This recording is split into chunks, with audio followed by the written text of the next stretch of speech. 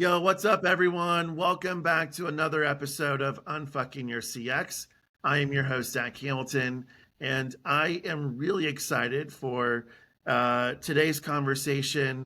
I love when, new practitioners, new just kind of thinkers pop up onto, into my network on LinkedIn, and they start to engage with you with their thoughts, whether it's through the newsletter or through my different posts. And Cristian was one of those guys. You'll hear soon. He's from Eastern Europe. But Cristian, welcome to the hot seat. Thank you very much, Zach. Nice to meet you. Really nice to meet you.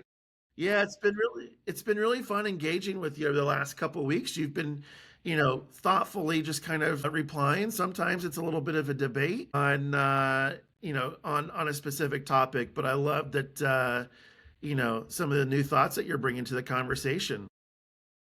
Yeah, a while ago somebody said, well, Christy's thinking differently. Sometimes it's a fortune, sometimes it's a pain. People don't like it so much to have their ideas challenged. Thank you very much for welcoming me on your show. Yeah, absolutely. Christian, before we get into this conversation, though, these types of conversations, they typically just don't, happen unless we're in a safe space. Where's that for you? Like, is it at your favorite your pub, favorite restaurant? Like, where do you go to where it really helps you clear your mind and it really brings about these type of just radical conversations? Well, actually, I'm in my office. It's a very nice place. I mean, it's a good place to sit and work. It's optimized around myself. My colleagues are not, since the pandemic, they no longer come to the office. So I'm alone and I have a quiet place. I have a nice garden. I can take care of it. Yeah, it's, uh, it's a great place to be. Yeah, sounds nice and quiet. So let's do this. So you've been engaging on a lot of different posts, but one of the topics that you said that's making you cringe the most is just employee experience. So what is it about employee experience that is just making you absolutely cringe? Uh, well, you know, more than 15 years ago, I had an experience while working for a large bank. First of all, the short introduction about myself. I have two majors, one uh, in computers, one in management. So I look at how people work together, and I look at the technology side as well. I'm rather good as an engineer, and I also passionate about management, work practices, and so on. And I put all those things together. So I'm a very good analyst. Also, I look at how people work together, and I build software solutions. I had an experience while working for a bank. We were working with 10,000 people, and we had a project that went rather smooth. Banks are kind of slow to move on. I was surprised. Well, actually, it went rather well. The project won an innovation award.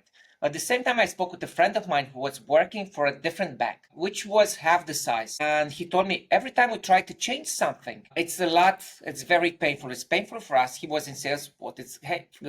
Painful for people in the headquarters, it's painful for people in the sales network, and it's painful for the customers because they don't get consistent services. They might go to two different places, get two different answers or different channels. And it took me more than 15 years to put those things apart and to realize what makes those experiences so different. How can you build those relationships within the company that streamlined processes experiences? What I realized is that what I did, the bank I was working, I helped streamline the delivery of an internal service. And what I realized when looking at every other place and actually every other company I know, they don't think in terms of internal services. Some people do, like GPS. That's what we do, delivers internal services, but that's about it. Everybody, left or right, they think in terms of processes, and they don't understand very much the experience side. I'm a Lean Six Sigma guy. I optimize processes. I draw process diagrams a lot. But what I realize is that every process is designed in isolation, and they fail on occasion, and they don't understand why it's failing. And one of the failures is experience of the people who are working it. When you design a process, you don't think about the experience of the people working with the process, being part of the process. It's not an outcome. It's one of the resources used within the process. if the biggest friction the businesses have right now, it's within the people, employees' minds. This is where the friction happens. Their experience with the services the company is providing to them. Okay, so when I was running this performance management process, I realized, well, I had a very comprehensive, very easy to use proposition for the employee. It was very easy to interact with me, and it had the kind of the right ingredients. Is like a meal that is well balanced. Whereas when you step into the shoes of the regular employee, when they're looking at the digital landscape, they only see all kinds of digital resources, but they're not seeing those services. Yeah. That's really fascinating, Christine. I absolutely agree with you. I loved how you made that point of, when we design systems, we design them in isolation, we design them in silo. And ultimately, we don't take the user, our primary user's feedback into consideration of how should we just design this? It started to remind me of flashbacks when I was at Aaron's, and we had an internal homegrown point of sale system. And so, our Aaron's was a little bit different, right? Because it wasn't a transactional, there were lease agreement payments. And sometimes we had to be able to split tender because they were going to do some in cash, some in check, and maybe some on their card. And so the team who worked on our point of sale system, they designed what they thought was a really robust kind of split payment process. But at the store level, they didn't take anyone's consideration in from the store level on how do you do this today? What's the workarounds? How can we make it more efficient for you? And it actually created more problems, more frictions, more workarounds to where our employees just became more and more frustrated on the front lines. And to your point, it impacts how we deliver experience. And so when you think about really kind of unfucking this, what is one player tip that you have for our listeners to essentially stop designing in isolation? Well, number one, I think there is a big rift between people in HQ and people in the front line. It's a big those people, they do not communicate. If you look at an employee who's moving from task to task in the front line, and you see how is this guy connected with all the topic owners for the task that he's doing, he's not connected. The digital machine, it's like a machine that is mincing everything, and it's what you get, it's just a fraction of what could be. So going back to the player, what was your word? Player tip. So you just have to design the experience of the employee very much like people are designing shopping malls. They're designed around the visitor. They have all the shops are built around the visitor. And it's very easy for me to go and buy sports equipment, have a haircut, to have a hamburger, to buy some fancy shoes. Yeah, so everything is built around me. In fact, equivalent of the store owners is in fact an internal service provider. You have to think in terms, rather, it's okay to think in terms of processes, but this is the internal wiring of how the company is working. You have to simplify it and to think, well, what's the experience of the employee doing a task, and how do I make it consistent across the board? Because every the process is designed in isolation, and the experience of the employee, it's inconsistent to say the least. It's actually wrong. It's built upside down. It's built like it's working for every headquarter manager, topic owner, but it's not working for the employee. It's not working for the level of the complexity he can handle, for his work style, for the amount of the mix of skills that he has, for the level of motivation that he has. You have to have a design intent on how you build this experience. And there, I wrote about it. There are four experience drivers, like my manager, my operation manager, project manager, that are involved for the of the project managers of the projects I'm involved with, internal business services, and leadership services. They all connect. All should have like a consistent experience around me.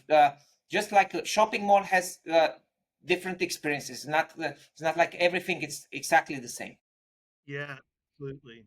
I think you're spot on there. I think you've actually dropped all your player tips just in one piece there. But to your point, it's like it is. I like the second one that you had too. Is designed for the end user, not for the internal corporate policy. Right. And so too often we're designing for what we think is good or what's going to be best for me to reconcile a specific report at the home office versus what's going to help the employee deliver a better experience. And I love your analogy of the shopping mall because the shopping malls here in the States, of course, they went through that significant disruption, and they still face that disruption from the pandemic, right? Where a lot of shopping malls just look run down, but now they're really starting to up level the experience where it's actually they're designing the malls to be more experiential, right? Where they're putting in playgrounds and movie theaters and better dining because they want you to come and spend the entire day. And so, what are all of those experiences that they can deliver for you to keep you there? I have a player tip also because we connected by the topic of customer experience. When I had my first job, they hired me because I knew databases, but they also put me to speak with customers. So I spoke with thousands of people, and it helped me a lot in my experience. So it's very easy for me to put myself on the shoes of the frontline employee. And when I put myself in the shoes of a frontline employee, you basically for every topic that is coming at you, there are some services that are that are supporting you. Well, those for every topic you look, how is the employee connected with those people? And in my articles, people can look up my name and find my articles. And basically, you have to think of every service. It has to cover 6 needs of an employee. You have to motivate the person. You have to inform them. You have to educate them, to upskill them. But you have to support them. You have to have a feedback, back and forth connection with them, and you have to do task management. Very much like how work is going to be presented to the employee in a consistent level. Very much like when you go to a shopping mall, you have a shopping list. I do this, that, and that. I have to buy and do all those things. Maybe 6, 7, 8 things. You go to the same shopping mall. We have different shopping lists, and this is very much like how our days look like. We go to the same workplace, and we have different things to do. But the workplace is designed in a way that it's built around you, not built around dozens of HQ managers that only see themselves. I was in the position of those HQ managers, for many years. When I looked back and I said, well, there is something wrong with this. It's not something that is sustainable. We're not providing a good workplace for the employees. We're not providing a good service for the employees, for the customers. Yeah, I love that. It's like from a home office or a corporate office perspective, not only is the end customer your customer, but the employee is your customer. And so how are you designing for the employee as a customer, not just as, hey, a system? Well, Christy, this has been an incredible conversation. If any of our listeners want to get in touch with you, where can they find you? Well, they can just Google my name. They will find it very quickly. My business address is zenify.net, but Google, it's fine. I love to chat with them. It's a mission for me to help Yeah. people work better together and to serve the employees, the customers, and shareholders alike. I mean, they all deserve a bit more from their businesses. Absolutely. And for all of our listeners, in the newsletter, we'll have Christy linked, his LinkedIn profile linked as well. So you can just engage him there. Thank you, Christian, for dialing in from Romania. How awesome. Now we're absolutely going even more global on the podcast. Thank you for coming to the hot seat. Come back again soon. Yeah, thank you very much, Zach. Yeah. Have a great day.